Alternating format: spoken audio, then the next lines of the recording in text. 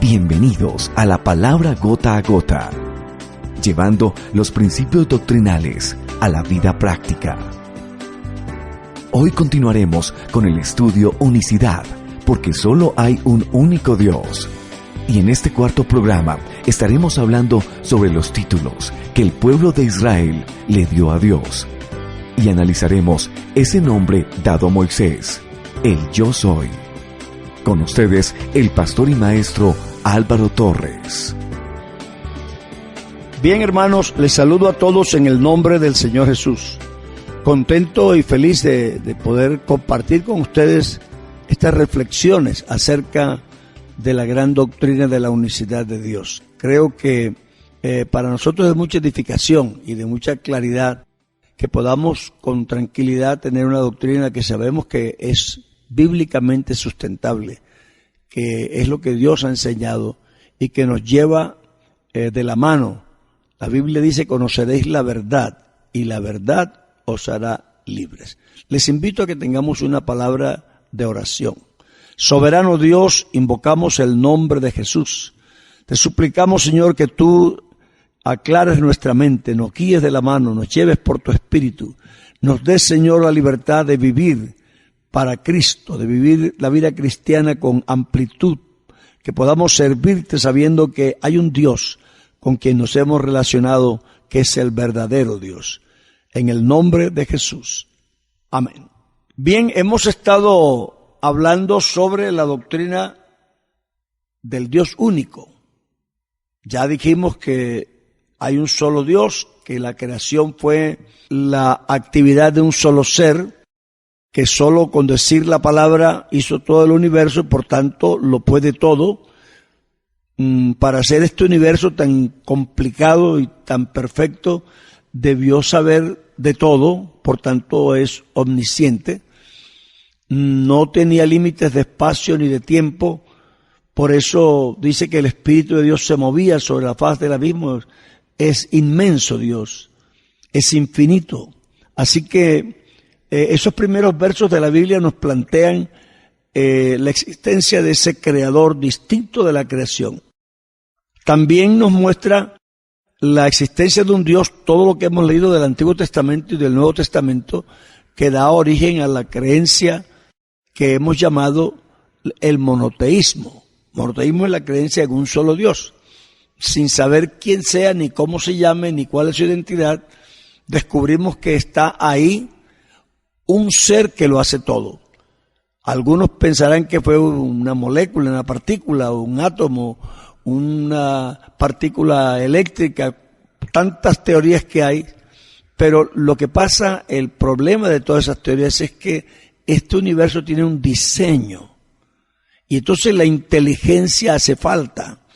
Así que cuando nos reducimos al hecho de que el Creador no solamente tuvo el poder, sino que tuvo la sapiencia de hacerlo con un diseño, entonces nos vamos a reducir a que tiene que ser un ser inteligente, un ser con voluntad, un ser con capacidad pensante, que tiene en su mente una proyección de diseño no solo inteligente, sino muy hermoso.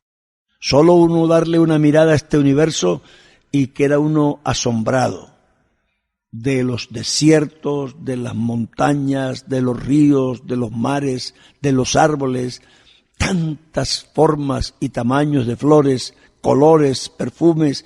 No, esto es una belleza y todo se disfruta. Entonces, tenemos un Dios, pero un Dios inteligente, un ser que tiene un diseño. Así que ese Dios único lo planteamos en el Antiguo Testamento y descubrimos que se llama Jehová. En realidad, la identidad de Dios en cuanto a su nombre está expresada por 4 consonantes que se llaman el tetragramatón. Estas consonantes sí están en el texto bíblico. La discusión a veces se ha formado sobre la fonética de cómo sonaría el nombre.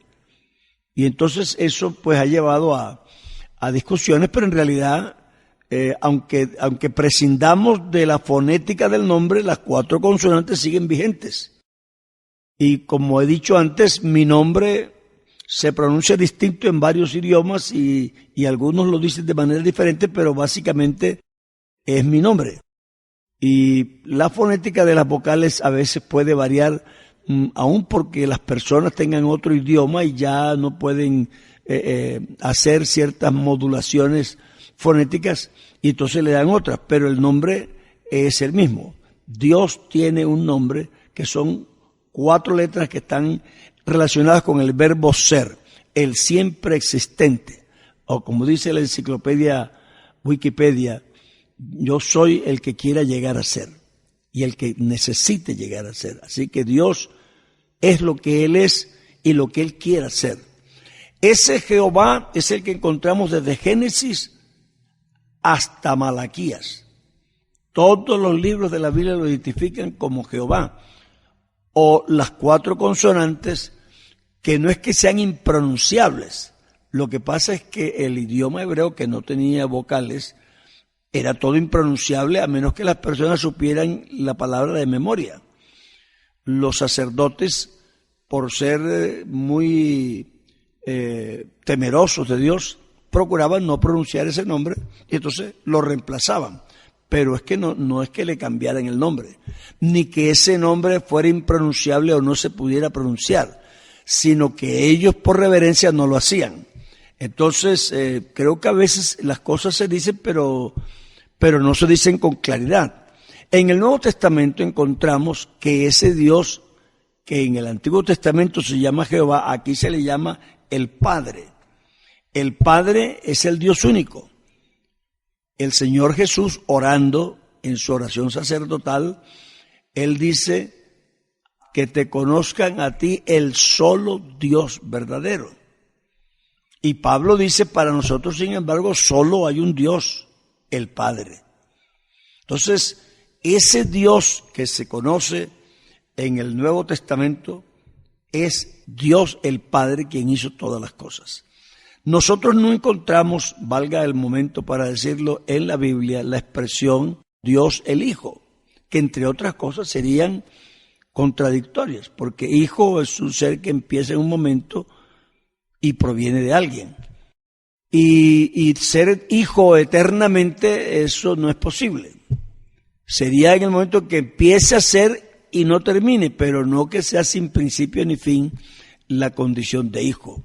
Entonces no encontramos en la Biblia la expresión Dios el Hijo ni el Hijo eterno. Así que el Hijo está en el tiempo. Eso de decir que es eternamente procedente también es contradictorio. Los teólogos de pronto le den vueltas y traten de explicarlo, pero en términos prácticos, concretos y coloquiales de este mensaje sencillo del Evangelio no tiene sentido, porque eternamente procedente es que sale, intenta salir y sale otra vez, intenta salir pero nunca sale, es decir que nunca es. Así que una cosa eternamente procedente es una cosa que no existe, que intenta ser pero no llega a ser eternamente. Eso sería una angustia, eso sería una desesperación, pensar en algo que trata de ser y nunca es. Así que no es eternamente procedente, no es el Hijo eterno, ni es Dios el Hijo. Pablo dice que para nosotros, sin embargo, solo hay un Dios, el Padre. Hermano Álvaro, una cosa importante, y de pronto hay muchos oyentes que apenas se acercan al programa Gota a Gota, y qué rico resumirlo en esta mañana, es ¿qué implicaciones en mi vida práctica, en mi vida cristiana implica ese concepto de un solo Dios? Bueno, me parece que la pregunta es interesante, el hecho de qué implica el creer en un solo Dios. Es que el creer en un solo Dios reduce el Evangelio a la sencillez de la creencia. Una persona, cuando lee la palabra de Dios, descubre no solamente que es Deuteronomio 6:4, es que el Dios aborda el tema desde el capítulo 4.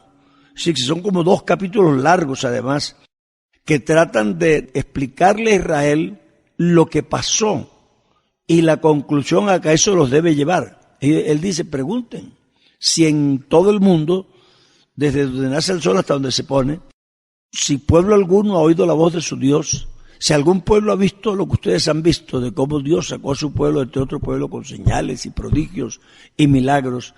Ese planteamiento no es para Dios hacerse el grande, ni para mostrarse impresionante, sino para reducirle el pensamiento del pueblo a que solo un solo ser lo pudo hacer. Dice, pero a ti te fue mostrado para que tú comprendas, para que creas, para que entiendas que Jehová es Dios y que no hay otro. Es decir, los dioses paganos, ninguno puede hacer lo que Dios hizo. Solo hay un Dios que es capaz de hacerlo así. Entonces, toda esa argumentación de 2 largos capítulos lo lleva a la conclusión de, oye Israel, mira, tu Dios es único.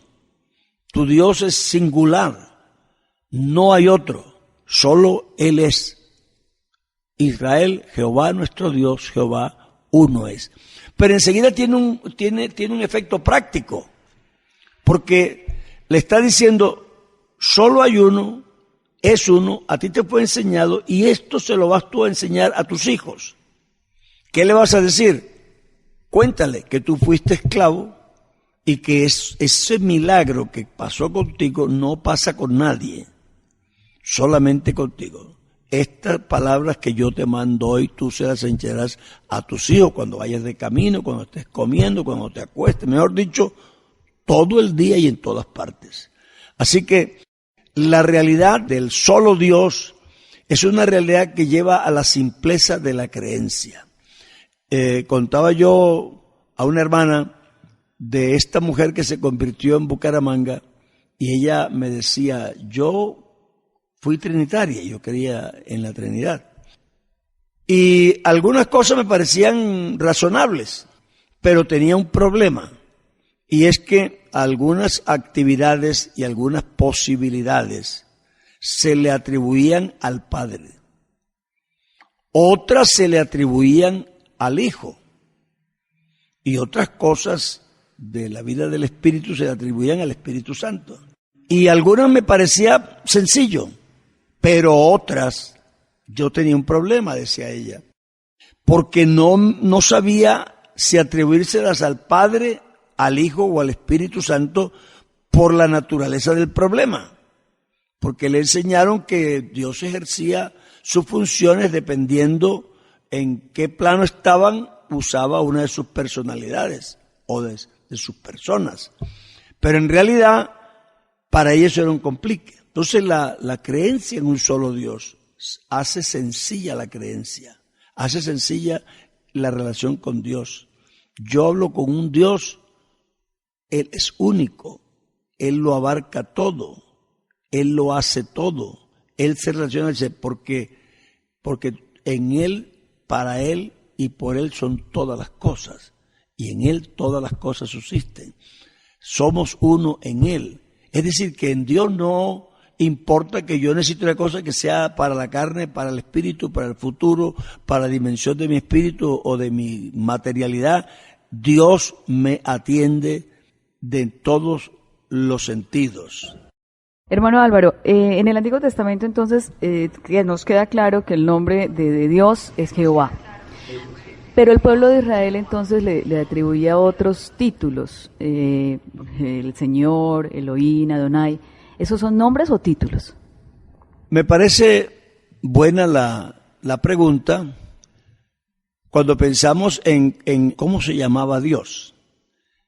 Yo creo que ha habido una distorsión en la enseñanza, de pronto no siempre o no necesariamente malintencionada. En el Antiguo Testamento aparece Jehová como el Dios de mi estandarte, o Dios de mi paz, o Jehová el Dios de los ejércitos. Pero esos no son los nombres de Dios. Eso es como el pueblo llamó a Dios en un determinado momento como reacción a algo que Dios había hecho. Él es mi paz, Él es Jehová mi sanador, Él es Jehová mi roca, pero no eran nombres de Dios. Dios nunca dijo yo me llamo Jehová roca, ni Jehová la paz, ni Jehová sanador. Mi nombre es Jehová por siempre, dijo Él. Este es mi nombre porque yo me di a conocer a Moisés y a Abraham, mi siervo. Este es mi nombre por siempre. Él solo tiene un nombre. Los otros son títulos que le dio el pueblo para referirse a una determinada situación que le había sido favorable. Como decía yo puedo decir, este hermano es mi mano derecha, en referencia a cómo él me colabora y cómo me resuelve los problemas, pero ese no es su nombre. Yo lo llamo así. O mi príncipe, dice a veces la mamá.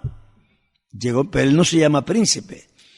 Pero él llena en su vida una posición y le da unas satisfacciones que a ella le sale esa expresión y lo convierte en un príncipe metafórico. Pero él no es un príncipe, él se llama de otra manera. Con Dios pasa igual.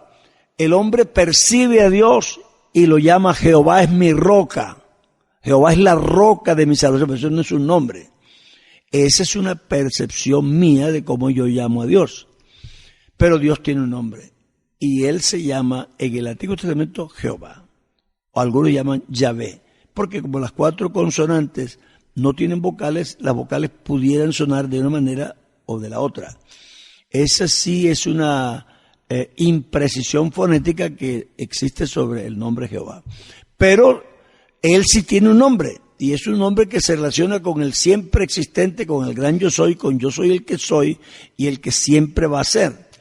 Esa es la idea del nombre Jehová. Entonces, uno dice Jesucristo, y la gente cree que Jesús es otro nombre, pero en realidad Jesús significa Jehová el que salva. Así que Él también se llama Jehová. Jesús involucra en su nombre el del Dios de siempre y el de la visión que Él está presentando en el Nuevo Testamento. Porque la gente acostumbrada a Dios el Todopoderoso, el Dios Creador, el Dios de los ejércitos, el Dios de las batallas, no había conocido el lado amable, el lado tierno, el lado casi femenino de Dios maternal, en el que Él ama, en el que Él se entrega, en el que Él sufre por otros, y eso lo hizo Dios en la faz de Jesucristo. Así que en el nombre de Jesús está involucrado el nombre antiguo con la revelación de la nueva dimensión, que es, el ángel dijo, se llamará Jesús, porque Él salvará a su pueblo de sus pecados. No porque el nombre sea bonito, o porque sea extraño, porque sea místico, no, es porque corresponde a la realidad. Este es Jehová Salvador. Así que Jesús, eso es lo que significa, Jehová Salvador. Ahí viene la tercera pregunta, hermano Álvaro. Pablo dice en Corintios que hay un solo Dios, que es el Padre. Entonces, ¿por qué Jesús tiene atributos que solo son de Dios? Creo que la pregunta nos lleva a enfrentar de la gran verdad, el gran misterio de Jesús. Los atributos absolutos de Dios son intransferibles. La omnipresencia, la omnipotencia, la omnisciencia, la inmutabilidad, todos esos conceptos que solo son atribuibles a Dios son los que lo definen. Entonces Pablo dice, para nosotros sin embargo solo hay un Dios, el Padre, pero Él no se queda ahí. En Romanos, Él dice, vean, para explicar a un hombre, con decir quién es su papá y su mamá es suficiente. Pero con Jesús tenemos una situación distinta. Y Él tiene que explicar lo que no se tendría que explicar de nadie. Él dice, bueno, Cristo, según la carne, a mí nunca me han dicho eso. Yo soy Álvaro según lo que soy. Solo soy eso, un hombre. Pero cuando hablan de Jesús, Él dice, Jesucristo, el Cristo, según la carne, viene de los patriarcas. Pero Él sobre todo es Dios. Así que esa explicación que hay que hacer acerca de Jesús, que no se tiene que hacer acerca de nadie, porque todo el mundo tiene una sola ascendencia y Cristo tiene una doble ascendencia, es lo que hace a Cristo distinto a todos los seres. Él es una cosa y la otra a la vez. Él es Jesucristo, el Dios Todopoderoso. Ahora, creo que esto es bíblicamente sostenible y también explicable. Yo creo que no hay tanta complicación si uno se reduce a la simpleza de lo que lee y de lo que observa de Jesús. Si la Biblia dice que solo hay un Dios, el Padre, y eso es definitivo, y también nos dice que Jesucristo es Dios sobre todas las cosas, tenemos un problema. O hay dos dioses, o Jesucristo es el Padre. O tenemos un Dios el Padre y tenemos un Dios Jesucristo, o Cristo, por ser Dios, es el único Dios que existe, que es el Padre. No hay otra forma, es decir, no hay manera de que yo pueda evadir esa realidad. Si Cristo es Dios, tiene que ser el Padre, porque el único Dios que existe es el Padre. Pablo dice claramente, aunque haya muchos que se llamen señores y muchos que se llamen dioses, para nosotros, sin embargo, solo hay un Dios, el Padre. Y dice, Cristo es el Padre. Porque si es Dios, no puede ser otro Dios, porque no existe otro Dios. Entonces, ahí ya nos enfrentamos con la realidad de la divinidad de Jesucristo. Jesucristo además lo declaró. Él dijo, yo y el Padre uno somos. Entonces, generalmente yo diría el Padre y yo, ¿verdad? A uno que estaba chiquito, la mamá le decía que el asno por delante. Ya, amiguito, no hable así, que el asno va por delante. Porque lo normal que nosotros diríamos sería el Padre y yo, por deferencia. Pero Cristo no estaba hablando por deferencia. Cristo estaba hablando en términos teológicos profundos. Y él dice, no, aquí vamos a quitarle la belleza al idioma y vamos a decir la verdad. Yo y el Padre, uno somos. Es decir, mi real yo, mi ser esencial, no es otra persona, es el Padre. Yo y el Padre, uno somos. En el caso de sus discípulos, cuando se enfrentó con ellos y les habló pues de que él iba a ser entregado y que lo iban a matar y que las ovejas iban a ser esparcidas, etcétera, y les dijo, no se turbe vuestro corazón. Felipe le dice, bueno, Señor, siempre nos toca estar asustados a menos que tú nos complacieras en algo. ¿Y en qué quieres que te complazca? Bueno, dinos solamente, muéstranos aquí al Padre y ya quedamos satisfechos. Bueno, esa pregunta fue la misma que hizo Moisés, esa petición. Moisés le dijo a Jehová, muéstrame tu rostro, muéstrame tu gloria. Dios entendía lo que Moisés le estaba pidiendo. Y él dijo, nadie verá mi rostro y vivirá. Pero Felipe, con mucha desfachatez y atrevimiento, se atreve a pedirle a Dios lo mismo. Muéstranos al Padre y nos basta. Pero en este caso, no le dan la misma respuesta. Jesucristo no le dice, Felipe, lo que tú estás pidiendo es demasiado. Tú no puedes pedir eso. Eso no es posible. Tú no puedes ver al Padre. No. En vez de eso, Jesús lo complace. Pero lo complace con unas palabras retóricas. Él le dice, pero Felipe, tanto tiempo hace que estoy con vosotros y no me has conocido. El que me ha visto a mí, ha visto al Padre. Entonces fíjese cómo aquí la respuesta es distinta. En vez de negarse y decirle que es un imposible, a él lo complacen. Y le dice, el que me ha visto a mí, ha visto al Padre. ¿Cómo dices tú que te muestre al Padre? Si yo estoy aquí con ustedes todo el tiempo. hace tanto tiempo que estoy con ustedes y tú no me has conocido. El que me ha visto a mí, ha visto al Padre. Y esa expresión la remata enfatizando otra verdad que lo que hace es que subraya la primera. Él le dice, si no me crees por lo que digo, entonces créeme por lo que hago. Porque las obras que yo hago, no las hago de mí mismo, es decir, no las hago como un ser humano, sino que el Padre que mora en mí. Y me fascina a mí esa palabra, porque morar es habitar de manera permanente. Y la Biblia dice que en Él habita toda la plenitud de la divinidad corporalmente. Yo creo que esta fue la oportunidad más fácil que tuvo Cristo de decirnos qué entidad divina lo habitaba. Él puede decir el Hijo Eterno que está en mí, pero Él no dijo el Hijo Eterno que está en mí. Él dijo el Padre que mora en mí. Él hace las obras.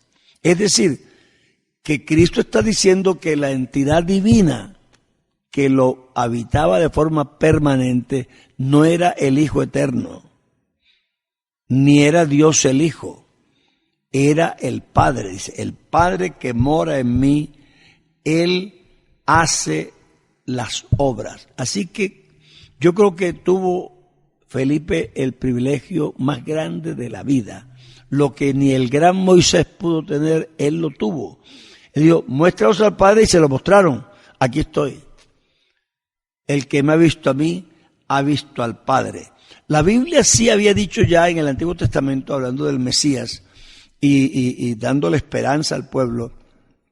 Él le dice, un niño nos es nacido, hijo nos es dado, y el principado sobre su hombro. Se llamará su nombre admirable, Dios fuerte, Padre eterno, príncipe de paz. Yo creo que eso no puede ser más claro. Ese niño, porque si pudiéramos entender que esto es una profecía, ¿cómo viene la profecía? Puede ser que Isaías tiene una visión y él ve en la bruma del tiempo una imagen que es como un niño, y él dice, un hijo nos es nacido. Y él se queda viendo ese niño y ve cómo crece y se hace famoso y se hace hijo predilecto de la nación, y dice, hijo nos es dado. Ah, pero no es cualquier hijo, es un príncipe. Ese niño hijo es un príncipe y es poderoso y es sabio, es consejero. Pero entonces se mete ya debajo de la piel del que está viendo y dice, es Dios fuerte. Y remata diciendo, es Padre eterno. Entonces yo creo que si uno se metiera en la mentalidad de Isaías para contemplar esta revelación del Mesías, me parece que es la cosa más emocionante que hay. Es decir, él va descubriendo, como quitando capas, quién es ese niño que él está viendo. Me figuro yo que a María y a todos les pasó lo mismo.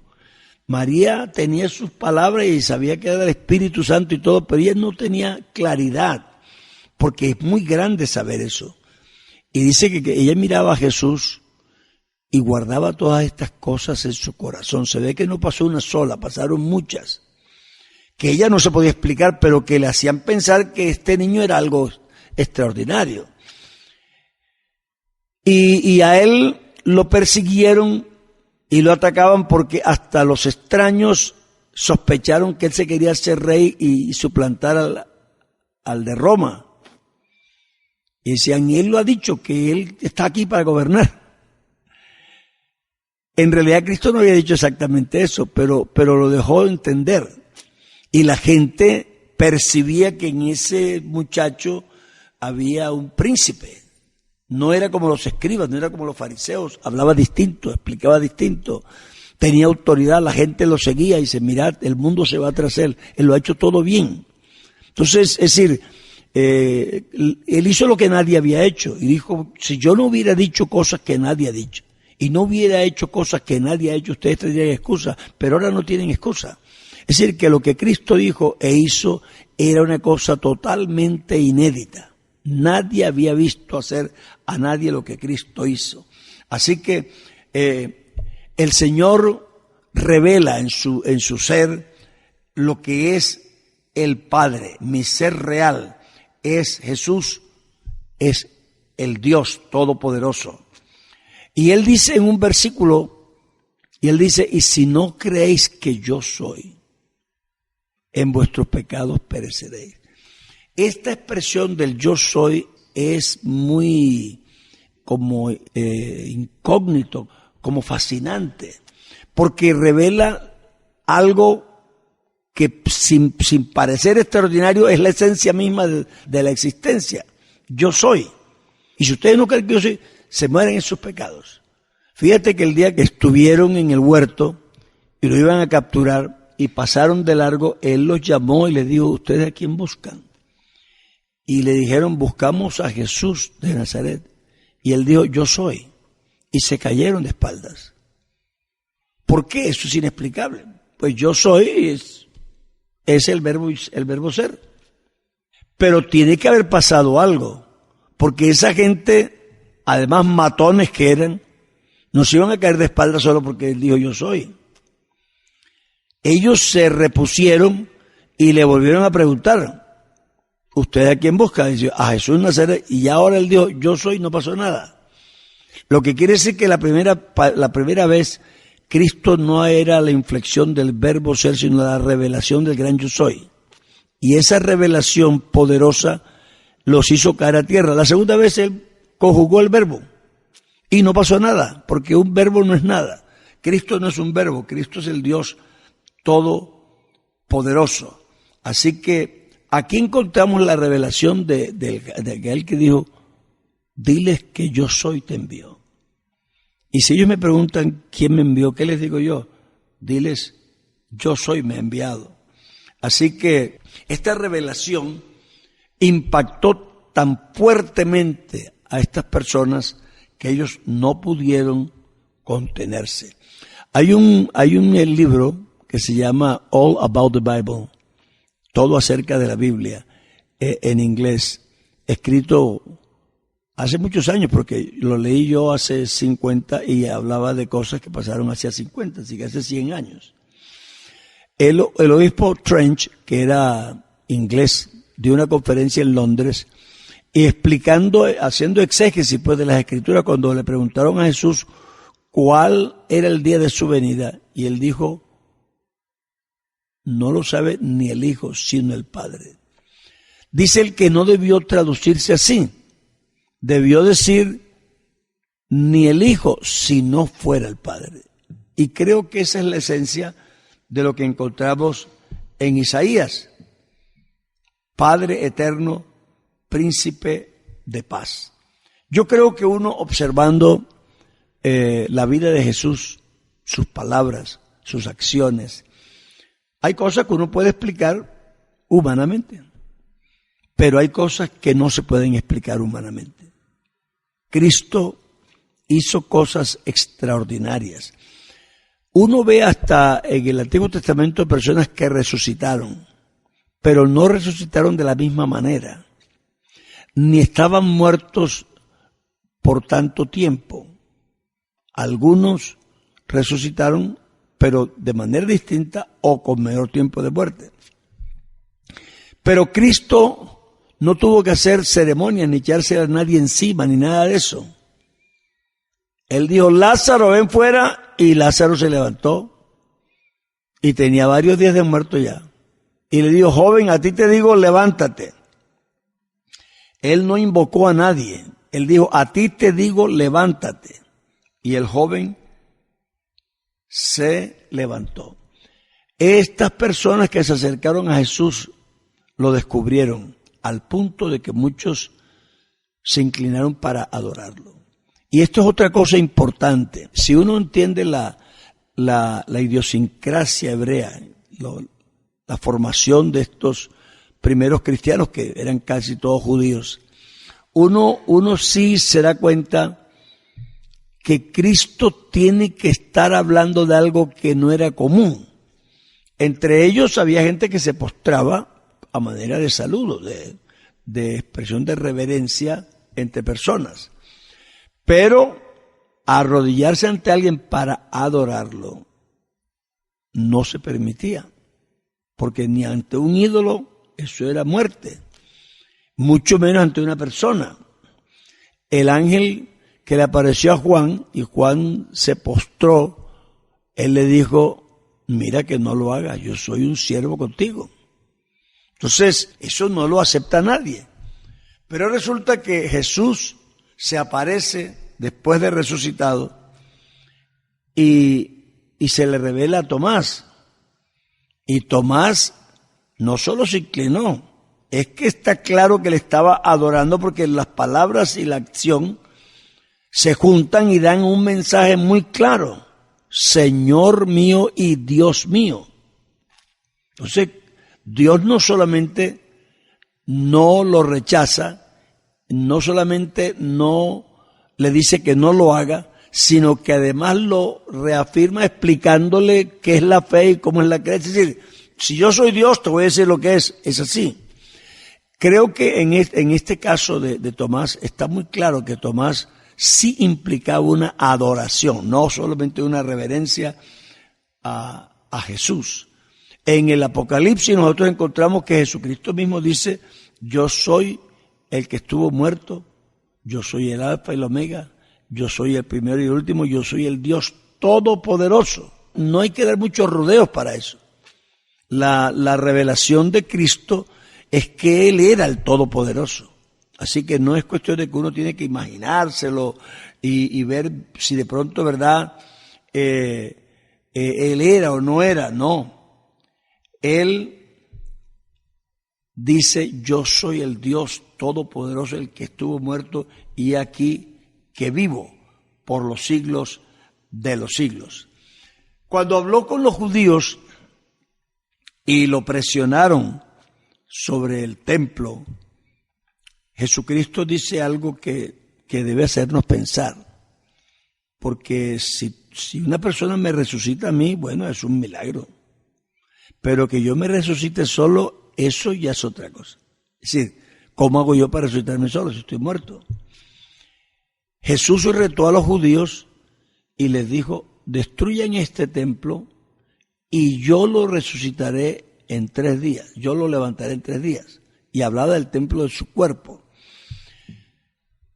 Esto es interesante porque Romanos, Pablo en varias ocasiones dice que, y en los Hechos también, dice que Cristo fue resucitado por el Padre. El que resucitó a Cristo fue el Padre. Pero él dice: yo lo levantaré. Entonces, ¿qué está diciendo? Yo como hijo voy a morir, pero como padre lo voy a levantar.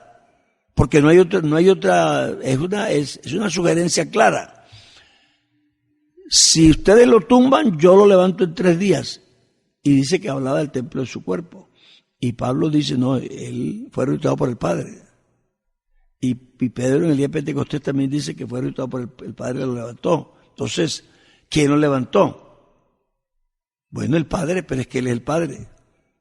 No sé si a la persona le gusta o no, pero esa es la realidad que la Biblia muestra. Entonces, creo que resumiendo sobre el Cristo Dios, la Biblia no tiene rodeos para decir que Jesucristo es el Dios Todopoderoso. Nosotros no tenemos ningún problema en demostrarlo porque es muy fácil. La Biblia lo dice por todas partes. Además lo demuestra con sus sermones, con su predicación, con sus acciones. No hay nadie que haga lo que Él hizo. Cuando presionaron al ciego que había nacido ciego, ellos le decían: pero da gloria a Dios, ese hombre es pecador. Ese hombre no es sano. Él le dijo: pero es que es muy raro. Nunca se ha oído, es que eso es bonito, ¿verdad? Nunca se ha oído que un hombre le abra los ojos a otro que nació ciego. Eso nunca se había oído. Cuando Cristo dijo: el que tenga sed venga a mí y beba, los que lo oyeron dijeron: nunca ha hablado un hombre como este hombre. Esto es decir, Cristo trajo algo que nadie nunca había visto. Y habían visto muchas cosas, porque es que el pueblo hebreo estaba acostumbrado a las señales. Ellos no se inmutaban con las señales. Si uno lee el Nuevo Testamento, ve a mucha gente viendo milagros y se quedaban tan tranquilos. Lo bajaron del techo, el Señor le dijo, toma tu lecho y vete a tu casa, se fue y él siguió hablando ahí y no pasó nada. Sí, la gente estaba como acostumbrada a ese tipo de cosas extraordinarias. Pero cuando oían a Jesús hablar ciertas cosas y hacer ciertas cosas, es que esto es fuera de serie. Esto nunca se ha visto, nunca se ha oído que un hombre haga esto. Y eso es lo que hace de Cristo un ser extraordinario. Yo creo que así como creemos en la divinidad de Jesucristo, es casi igual de importante creer en su humanidad.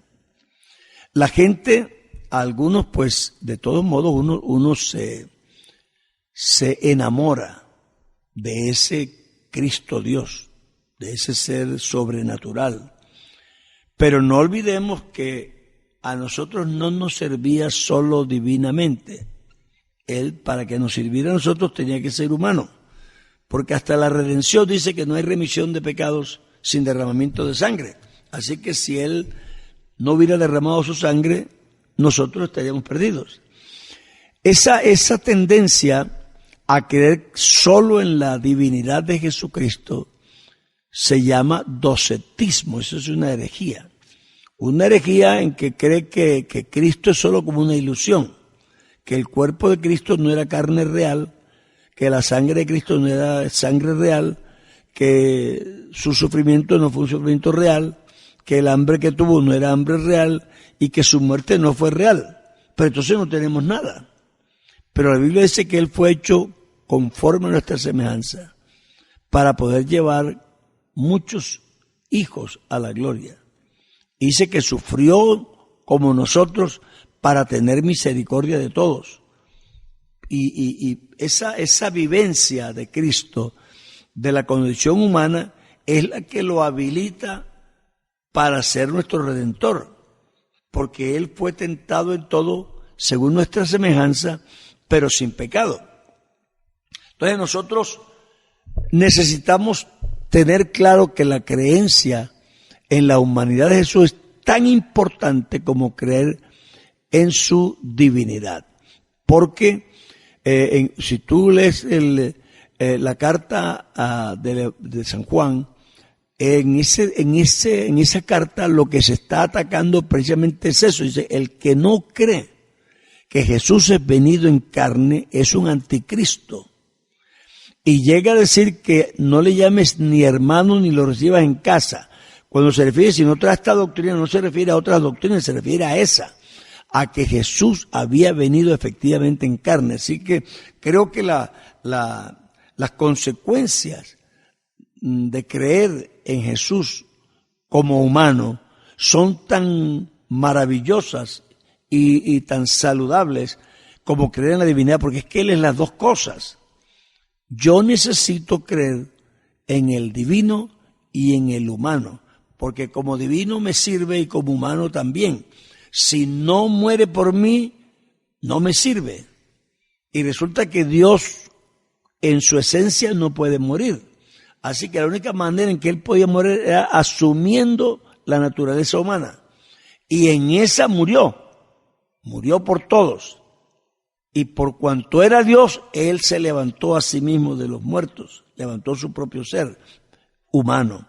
Así que creo que es importante que nosotros comprendamos la humanidad y la divinidad de Jesús. ¿Qué van a encontrar los oyentes la próxima semana, hermano Álvaro? Bueno, vamos a reafirmar la idea de la humanidad de Jesús y vamos a hablar del problema que se planteó en la iglesia primitiva tratando de explicarse a Jesús el hombre. Gracias por sintonizar la palabra gota a gota. Esperamos que se tome un momento para escribirnos y dejarnos un mensaje de cómo este ministerio radial ha aportado para su crecimiento espiritual. Escríbanos a la nueva radioepoch@gmail.com